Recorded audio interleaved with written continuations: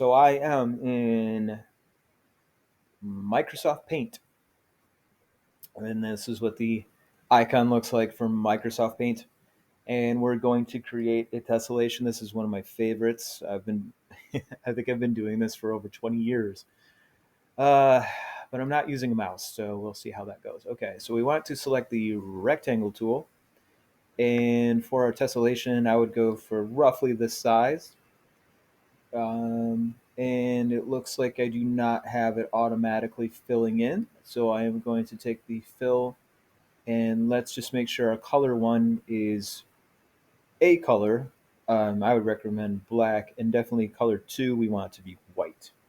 If color two is not white, you are going to have some issues. And speaking of issues, right away over here on select, let's go for freeform. Sometimes rectangular is helpful. It will not be for this. So freeform selection, trust me, that's going to help a lot. So let's get this paint bucket filled with color.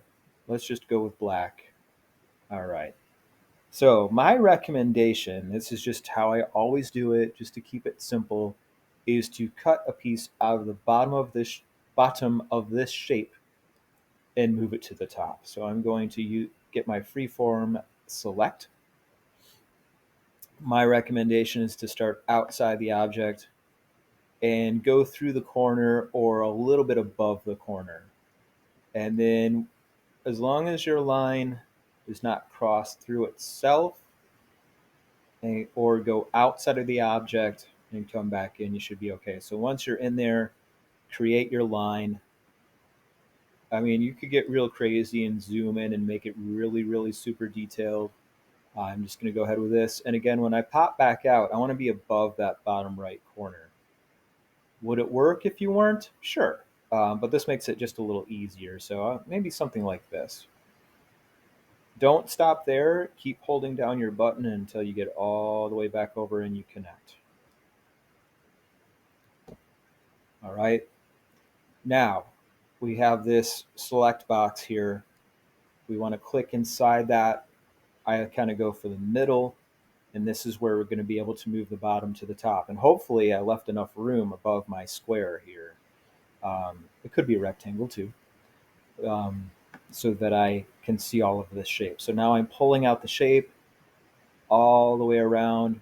Uh-oh, I have a problem. It took that white with it. I forgot to do something over here with select. I want transparent selection. What that's going to do is make the background color in the selection transparent or opaque. We want it transparent, so we're going to click that, and now that white shape is gone. Okay, so we just have the black shape. And then the idea here is just to make sure that you connect it. If this were like two pieces of paper, that they're right on the edge of each other, end to end. So no space in between, but you don't want to go down too far and overlap. So, and this takes a little bit of manual dexterity. It's a little bit tough. I probably should have grabbed my mouse, but oh gosh, that looks just about right. If I could just move it to the right. Oh man, this is frustrating. That's pretty close. Okay. If it's not perfect, it's not the end of the world.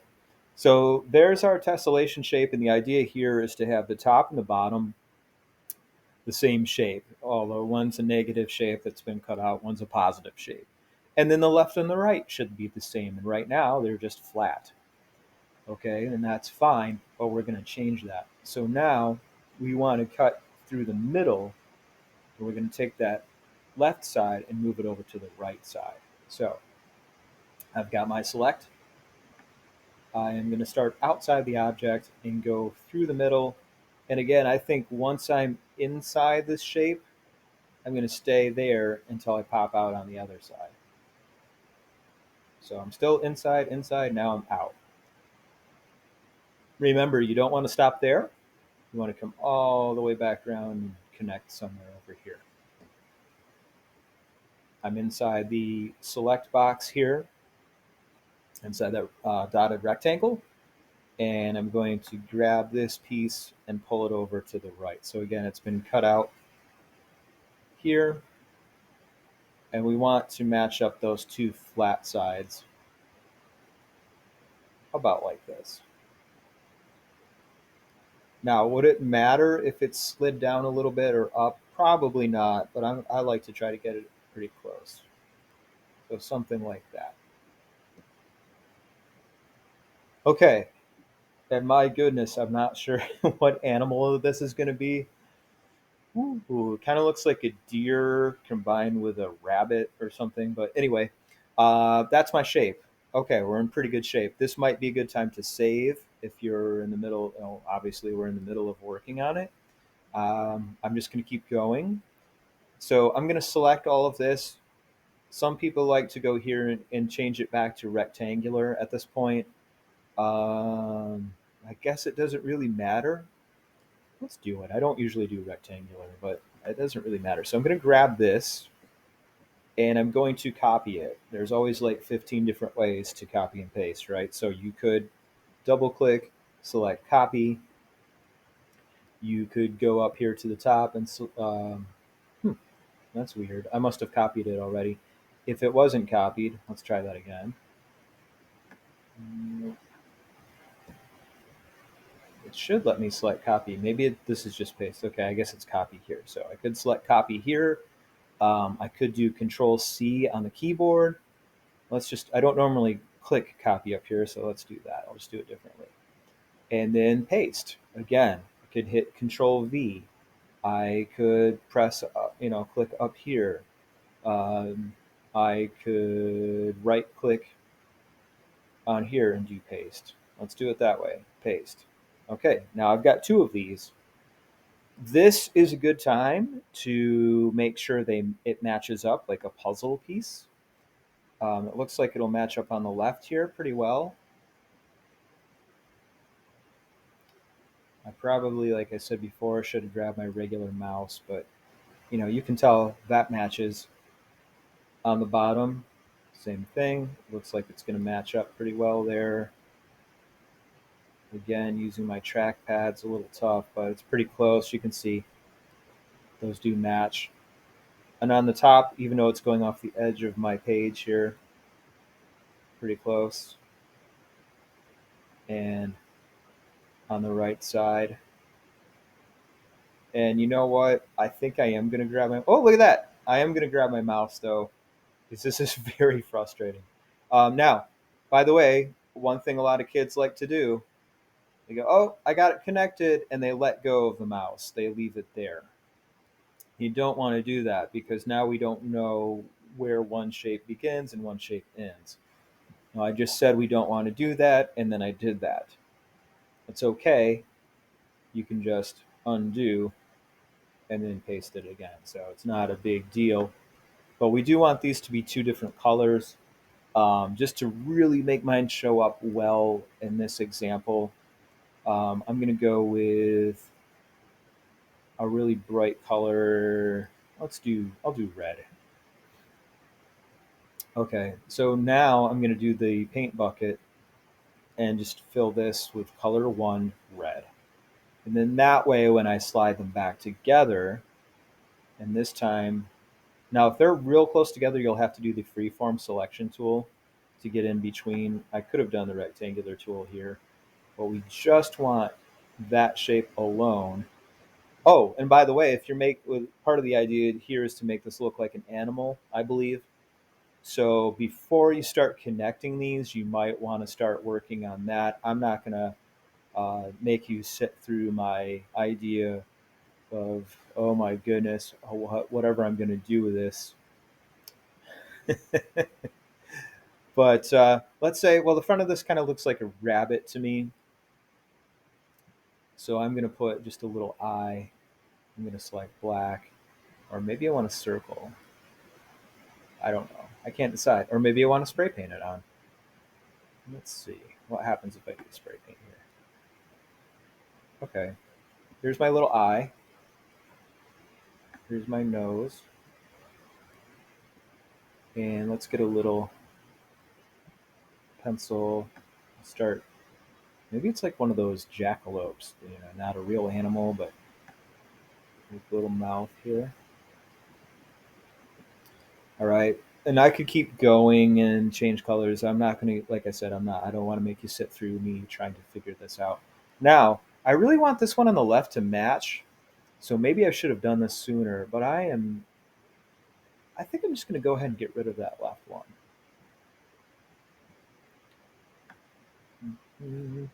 Because now I can take this guy and copy it. So select. Always got to put a select around it before you copy, right? So I'm going to copy and paste that. I'm just using the buttons up here, copy, paste. And now I want to change the background color of this red to a different color. And I don't want to do black because I'll lose the face I made already. So I am going to do something that really stands out from red. Well, opposite of red is green. But I don't want this dark green. I'm going to do this like yellow green here. It doesn't have to be a real animal color. Red isn't really. So let's try that. Oh, look, it left a little red for the mouth. Okay, so that's pretty cool. So I'm going to go ahead and now, if I had all my details done, because this really should have a lot more, it could be that some of those weird squiggles are like plants or trees that are behind the rabbit, and it's kind of sticking out from between plants or whatever. I'd have to think about that a little bit. But let's say I've got all my details. Now I'm going to combine these together, and I said I was going to go get my mouse, and I didn't. But that's pretty close. I'm just trying to move it up. Oh, shoot. That's pretty close. Let's say that was perfectly lined up. Now what? Well, now it gets a lot easier, in my opinion, because now I can start building and filling up this whole frame or this whole picture with these two guys. So select. I'm on rectangular select, which is fine. I can easily get this shape around here. Always select first. Back up here. Copy. Let's do it a little bit differently. I'm going to right click here and paste. Okay. Excuse me. And these two guys, now here's another mistake kids make a lot. They go like, okay, I'm going to slide these two together now with these two other guys. And cool. Now, if I could get them to match up, you can see a problem here. If I get them perfectly matched up, I'm not going to be able to tell now where the edges are. So instead of doing that, what you want to do is kind of like stagger the color. So we're going to move it so the green one's matching up with the red and the red's matching up with the green. Or something like that. And you can probably guess the rest. I could keep pasting and moving these together, but I think a good trick and a good time saver is to take all of these now. Okay, copy. And this time I'm going to hit Control and V to paste just to change it up a little bit. Now I'm filling in a lot more space all at once as I continue. I'm not going to worry too much about getting it matched up perfectly. If I had my mouse, I would totally like get it more exact, but that's pretty good. So now I can select all of these, right, and copy and paste. And then, it's just a matter of just continuing this pattern now until I've filled up my whole page, and then I would save it. But pretty close, right? Mm, oh, that's pretty good. Okay. So, yep, I would just keep doing that until you fill up the whole page. At this point, I don't think I would copy all of them and try to move it into place. You could. I'd probably keep just pasting now and filling in. And you should be able to fill in the whole thing. If you get stuck, sometimes it won't let you move that big piece. You just kind of have to change where your mouse is oriented on that piece. So instead of being way over to the left, I might move more over to the right and try moving it that way. But you should be able to fill in the whole thing, and then you're good. So that's how you create a tessellation, uh, starting to make it look like an animal, and then filling in, I guess you'd call it tiling in the whole space.